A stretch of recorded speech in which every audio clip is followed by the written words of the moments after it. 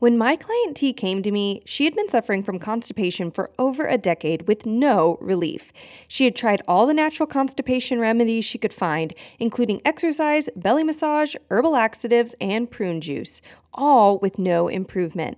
After just 1 month of implementing my recommendations and individualized protocols we developed for her in my foundations program, T went from pooping once every few days to pooping every day, sometimes multiple times a day.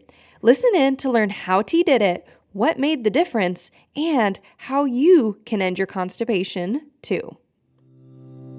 Hey friend, welcome to the Better Belly podcast. Do you want freedom from bloating and constipation? Do you find yourself up late at night Googling natural constipation remedies, causes for bloating, or recipes and exercises to help constipation? Are you frustrated with the mind game of trying to figure out what foods are helping or hurting your gut? Hey, I'm Allison, mom, wife, and functional gut health practitioner. At a young age, bloating and constipation were my constants. I didn't know what to do and wished I could just live a normal life focusing on my passions, my job, and my family. I was tired of abdominal pain that woke me up at night and wasting time and money on gut health remedies that just didn't work. Breakthrough moment, the functional medicine and osteopathic approach to gut health. In this podcast, you will find natural remedies for bloating and constipation, practical, doable belly exercises and massages, and debunk the myths about what really is causing your tummy problems. So toss out those laxatives and say goodbye to that embarrassing gas. Your gut health is calling. And just as a reminder, this information is not meant to diagnose, manage, or treat disease. Always consult with your own health practitioner before you make any changes to your health. Okay, so the recording is started, and the reason I'm recording this, which maybe you're not surprised about, T, is that not everyone gets the story, but these stories do exist where your constipation, and I'm literally looking at your coaching confidence form, and you said your constipation was 10 out of 10 bad when you started, and like no bowel movements for days, and you were having, since we last chatted, or since about a month ago when we had your results call, you've been having at least one bowel movement a day and some days even two. So can you tell us more about that? Like, what's that? What was it? How many days was it after the results call? Oh my God, that's a great question. I would say after that, like once I started to incorporate the protocols into my days, and maybe a few days after including the supplements, instantly, basically. Yeah. And it was incredible because one time I was like, oh my God, I'm going in the morning. And I was so excited to tell my husband, I was like, I'm pooping. He's like, good job. And then one day I went twice in the day and I was so ecstatic. And then I went 3 times in that day. I was like, oh my God, this is such a miracle. And it was just like talking to him about it. I was just like, this is the most exciting thing I've experienced in a long time. But yes, that was a huge difference from what I've been experiencing before we met and before I started the protocols. Yes. No laxatives, no like guesswork, no frustration. I mean, up until this point. Yeah, but okay. And I'm actually, because if it was a few days in, do you know by any chance, like, because you have different protocols, like the first protocol, your digestion protocol, leaky gut, like, would you have, you wouldn't have started all of them by this point, correct? Like maybe up to your nutrient protocol? I'm just guessing. I think right now, I even printed it out. Hold on. It's like, I love it. I'm so curious because I really love to pinpoint, even for your benefit and let alone my benefit of learning for some people, if you're already having such an improvement in your bowel movements, sometimes looking at what you had done and started by the time you're seeing improvements tells us maybe one of the key factors in your problem. It was definitely when I started to reach the leaky gut. So I started the liver protocol I was doing before, the digestion I incorporated. And then once I started the HMET binder and the mega mucosa, the L-glutamine, that's when I noticed. And then especially when I started to reach the early stages of the nutrient protocol. Okay. Especially. Are you ready to end your bloating and constipation? If so, I have amazing news for you. Until August 24th, you can enter to win a full scholarship to my online course, The Better Belly Blueprint. The Better Belly Blueprint is my online course that teaches you how to end bloating and constipation just like my clients have done. In the Better Belly Blueprint, I have included all of the most powerful techniques, tips, and functional labs I have used with my clients the past 3 years for them to end bloating and constipation naturally. So if you are ready to ditch the endless food restrictions, doctor visits, and frustration of not knowing what to do to end your bloating and constipation, then the Better Belly Blueprint is for you. And to celebrate hitting 100K in downloads for the Better Belly podcast, I'm giving you the chance to win a full scholarship to the Better Belly Blueprint. There are 4 steps to enter. Step 1, leave a rating and review for the Better Belly podcast on Apple Podcasts or Spotify between now and August 24th. Step 2, take a screenshot of that rating and review. Step 3, go to betterbellytherapies.com/giveaway and fill out our 100K giveaway form with your name, email, and screenshot. And step 4, the winner will be announced on August 31st, and you will be emailed if you win. If you win, you'll get a full scholarship to the Better Belly Blueprint, which opens in enrollment again on August 31st. And bonus, if you don't win, I have a special gift for you. You'll receive this gift in your inbox as soon as the giveaway is over. There's literally no way to lose.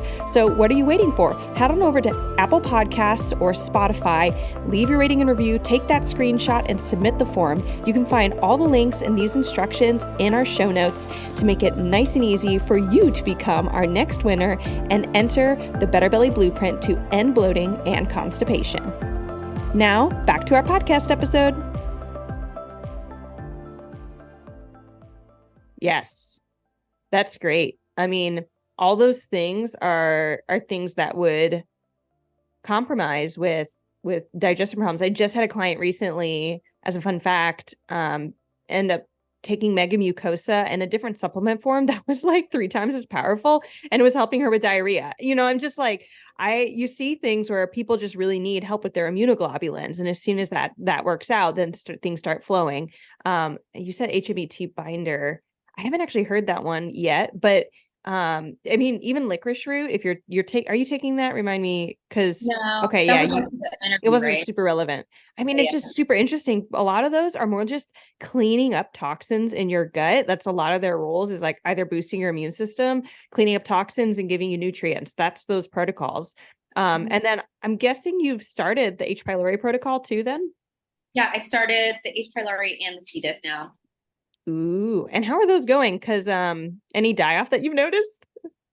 Actually, there was one day when I started to take I don't even know if this is included, but the biocidin drops. Yeah. It was like, I couldn't tell if it was like the drops doing it, but I just started to feel just like low and just unmotivated for a second. But I don't know if that's necessarily, see, it's hard for me because I'm like, is it just I'm hungry, or is it actually the after effect? But other than that, I don't think I've experienced any die-off effects. Thankfully, fingers crossed, continuing through these protocols. Yeah, that's great. Yeah, you're clearly handling it well. And just, I'm looking at your labs too, just to get a refresher on, just always make sure all these comments I'm making that I have in mind, what your body's actually dealing with, not just, what we're throwing at it. Yeah, you had that low secretory IgA response, low digestive enzymes with the elastase. But yeah, I mean, it's great because clearly your body was struggling to balance itself and have regular bowel movements. And with just a little bit of love and support, it's getting back there. And then what we're doing, over the next few months too, is stabilizing. So you don't need these supplements for life. Your body should actually be able to do all the things these supplements are doing for you on its own. And that's why the program is longer than, oh, I feel better. Goodbye. Yeah. So, and I know you're on board with that, but just as a confirmation that, remind me regarding food sensitivities and just changing your diet, had you changed some of your diet? Sometimes people change it even before our results call because you get that lab. Had you already changed it, or was it also new since we last met? No, I haven't. It was new since we last met. There was a few things. So now I'm like completely gluten free, completely dairy free, and I don't really eat peanuts, so that was already out of the question. Um, but before that, I tried like just for lifestyle purposes, like gluten free stuff. But now it's definitely incorporated into my day. And I tried those crackers you recommended, and they're absolutely delicious. I forget the Yes. brand. They're so The good. Simple Mills almond Yes, flour. they're so Love good. it. So good. Yes. So I've been finding very cool alternatives so far. And it hasn't felt any different. Obviously, if we're having a get together and we all like the group orders pizza and I'm just like in the background because that's both dairy and gluten.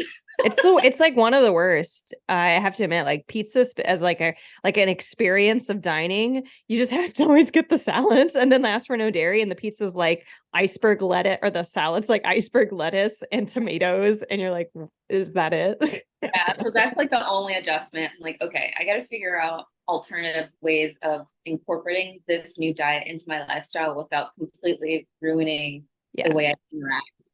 One thing you could consider, although the dairy free throws this off, it does throw it off because I was thinking my husband is gluten free but not dairy free and just gets frozen pizzas from Costco that are cauliflower crust. Now, one thing you could buy frozen cauliflower crust that you could just make at home, like a la carte as you need with pizza sauce and like some goat cheese or manchego cheese, which we talked about. But let's see. Um, Sometimes, depending on your friend group and or how the pizza is being ordered, if you can find a pizza place that has a gluten dairy-free option, so usually it's like it'll say gluten-free vegan is what they're like, the words that product or that company might use. Then try to get all your friends to order pizza from that place so you can get their gluten-free vegan pizza, and they get their whatever they want. Thought Um, that was an option. I'm just but thinking, like, oh, there's no cheese. I want no pizza because they do have gluten free, and then you can get veggies and stuff on top. mhm. I just completely forgot that was. Yeah, exactly. And if they have a gluten-free crust and no cheese, you can either add your own cheese from home once the pizza gets there, or you can just eat it, which I think is still tasty and fun in my mind, especially if you're like, it's either this or nothing. Yes, that's an option. Great. That's why I think we have these discussions. Yeah. Okay. And I know you said on here you didn't really have any new symptoms pop up, like symptoms being bad things. And you had no questions at the time. Do you have any questions right now as we're chatting? Yes, actually, I know. Yes. I said it at the time. I was like, it usually pops up when I'm conversating. That's why Um, we have these conversations. so now that you mentioned the die-off symptoms, what are some typical die-off symptoms that one may experience if I were to? And if I'm not experiencing it now, is it just because it's the beginning, it's only been a few weeks since incorporating? Right. Or is it just that my body is able to handle those things? I'm just curious about what the die-off symptoms actually look like. 100%. Yes, yes. Differentiate, like, was me just being over observing versus, okay, this is a die-off symptom.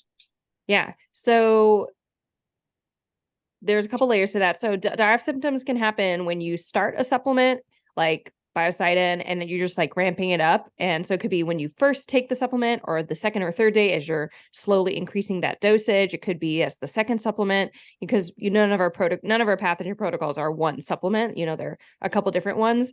Sometimes it's that one supplement the pathogen really doesn't like. Sometimes it's just that you're finally accumulating enough of these kind of pathogen killers that the pathogen is like, this is dumb, and it starts fighting back.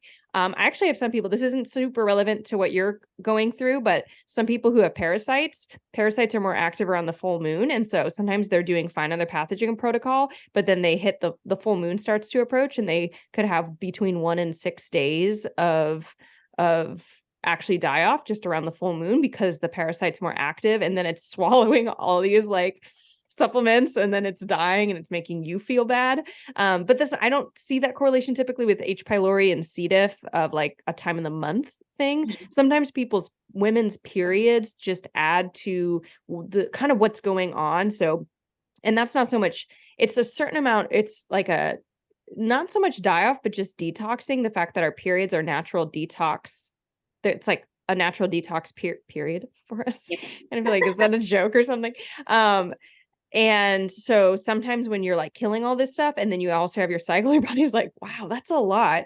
And so then that gets to what are the actual symptoms? And I always say, think head to toe. It could be anything.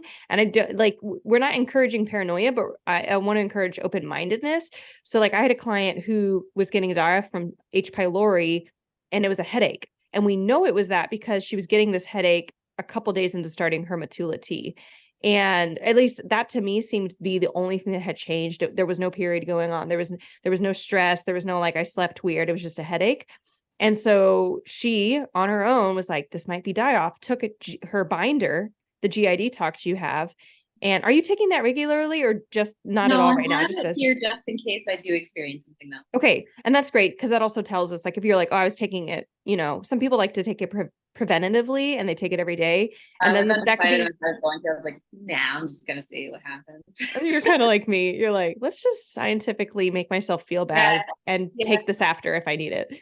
Um, yeah. And so she took the GI detox. She's like, got this headache. It seems like a headache. She was like, I normally would take ibuprofen. I'll just take this GI detox. And the headache went away. And she's like, it just doesn't seem like it was detox. Like there was nothing about it. Most people might think, well, if it's a supplement, maybe it'd make my tummy feel bad. She had a headache, but H. pylori can cause headaches. So it can either be, I usually think when I'm thinking head to toe, and then I'm trying to help you think about your symptoms and what might be die-off, I first say any of your top 5, those are often going to be one of the first things that might flare up. So if I were to look at your top 5 here, bloating, gassy after meals, acid reflux, oh, that's actually somebody else. Sorry about that. You're like, that doesn't sound familiar. So Sorry. experiencing all of those things. Too many forms. You're like, she's just like me. Yeah. Um, I'm just going to read off. This is actually your form. Bloating, constipation, bad breath, water retention, brain fog. Any of those could get worse. I also have clients get like diarrhea who are like, normally I have constipation. Why am I getting diarrhea? I'm like, die off. So you could literally have the opposite problems that you normally have. You could have problems you never have. Like, I never get acne and I have acne. That's also a big sign. If it's like totally out of the blue, this client who had a headache was like, I never get headaches. And so it's so weird. Die off is just like whatever your body can manifest. That is literally that bug throwing out toxic juices, and then your body's saying we have to do something with this, and then you manifest it somewhere. And so there's a lot of openness, and that's one of the reasons why I always say start with a binder before you start with anything else, because if the binder works, that's one of the best like tests, if you could call it that, of is it die off, if a binder works. And then reducing supplements, especially pathogen supplements. If you're like, this is so intense, if you reduce the supplements after doing the binder, just because you're getting a lot of symptoms and then that improves, that's another way to say this is a die off. So does that help?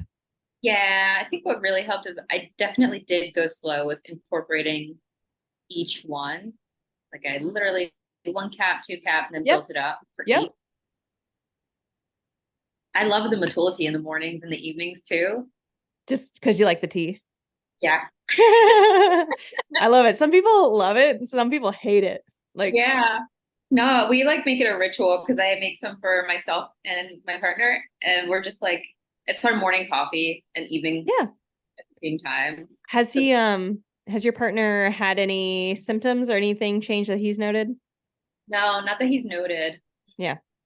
And that's fine. That's super common. If a partner already feels pretty healthy in their body and they take this, their body's so strong. They're like, is this doing anything? It's like, it is, but you're just really like, their body's really robust. And you doing as well as you are, both helps that you're following the supplements, you're doing some of the detox strategies that I gave you, you're supporting your liver, but it also just says your body has a certain amount of vitality to it inherently that's supporting it.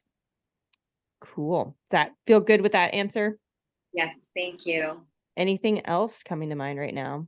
I did. So the potassium shots, I was curious about the difference between taking the potassium shots for the amount of potassium is going to include into my diet versus kidney beans. I don't know if you're Uh, familiar. I'm about to just look up kidney bean potassium per cup. Sure. It's one of my favorite things to do. Wow, they do have a lot of potassium. Yeah. I was just curious if it was something that had to do with the breakdown of taking the shot versus taking something like a bean that may have more fiber in Yeah. it.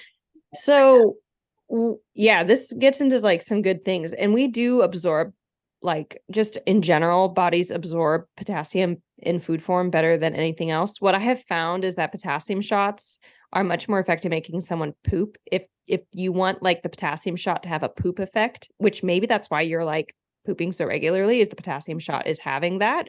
And I found that like kidney beans, because or food sources of potassium, I haven't ever tried it with coconut water. So coconut water might be the one of the only exceptions, and you'd have to still add salt into the coconut water and drink enough of it to get the right amount of milligrams of potassium, compared to like the potassium shot. But kidney beans, specifically as an example, they have all that fiber and extra stuff in it. So it's not just potassium that hits you straight.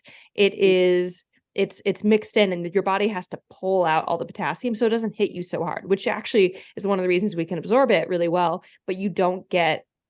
That's why like kidney beans is not going to be. And actually, sometimes kidney beans, because they're so high fiber, they can make people more gassy and have a more slow transit of their food. And so sometimes, like, I might, for you, if you can eat kidney beans and feel good and use that as a focal source for potassium, great. But if you do that and then you stop pooping as much, it might be the potassium shot was helping you. And then some of my clients and some people who might be listening to this in the future, you just can't say everyone can eat kidney beans because, for example, if you're on the low FODMAP diet, you don't want to eat kidney beans.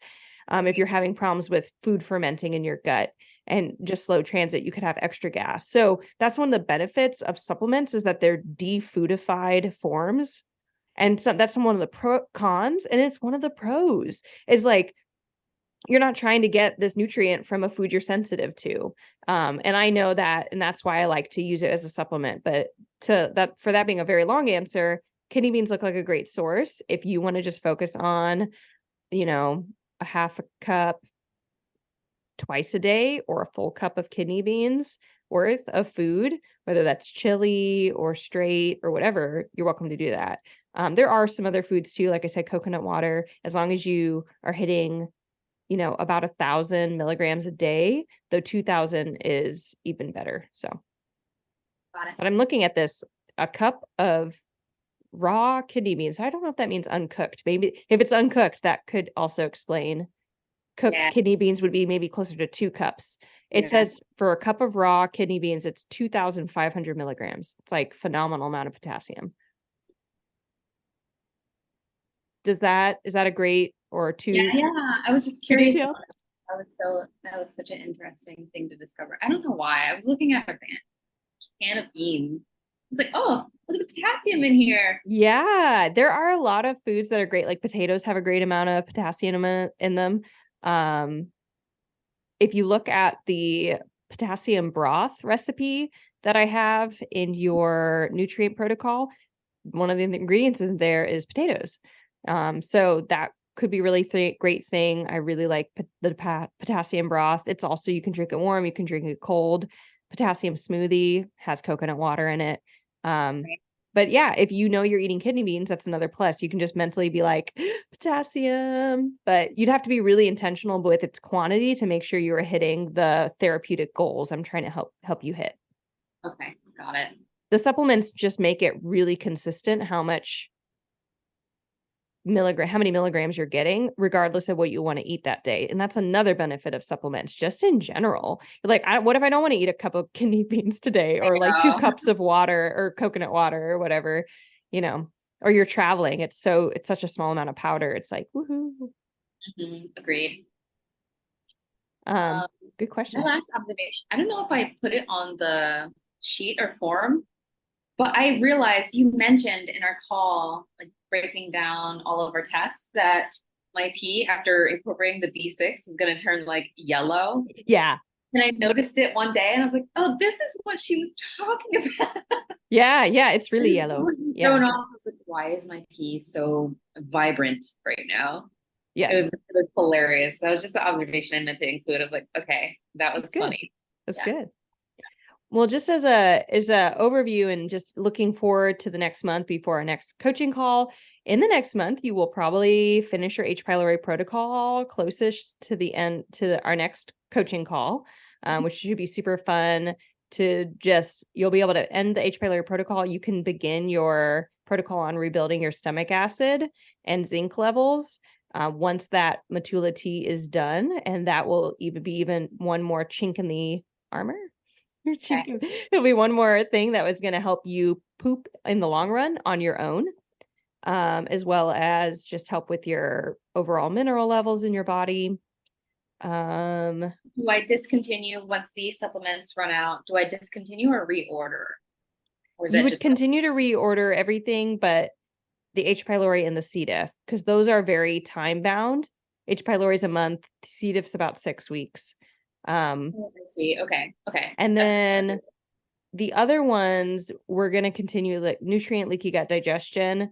I usually at least 3 months. And then we kind of start reevaluating based on your symptoms. And if we do an HTMA retest, which I often like doing that around the 3-month mark. So those are a little bit TBD. But you're healing at a phenomenal rate. Like your symptomology is reducing so fast, which it's just so people listening know this, like it's fine if your symptomology takes 3 or 4 months to go away, but it's awesome if it takes less, as you can attest to. So, all that being said, it does set you up for likely being able to come off the supplement sooner, and even doing things like reintroducing peanuts into your diet, which was one of your temporary food sensitivities. So, but yeah, 1 month at a time. And that's another reason we have these coaching calls about it once every month, so that we can really, that's about the rate at which things change. So sound good? All right. Well, that's it. We do have our next coaching call already scheduled, so I think you should be all set, T. Yeah, I'm good. Thank you. Awesome. It was great seeing you, and I'll see you in a month. Okay. Talk soon. Hey friend, I hope you loved this episode. If you've been a fan for a while or newly loving this podcast, can you do me a favor? Drop into Apple Podcasts and leave me a review. When you leave a review, you do so much. You help me know you're listening. You can tell me what you're loving so I know what to make more of. And you help others by boosting this podcast so other people like you can find the podcast too. I mean, it's a win-win-win, right? So if you want a way to pay it forward, just go to Apple Podcasts or click the link in my show notes and leave a rating and review. And if you want some more free stuff, just head over to my free Facebook group, betterbellytherapies.com/Facebook, and you can get access to all of my free support for you, including some Facebook group exclusive stuff like my podcast episode vault, where you can search the Better Belly podcast by topic and find exactly what you need to expedite your healing. I cannot wait to see you in there. Catch you guys next week.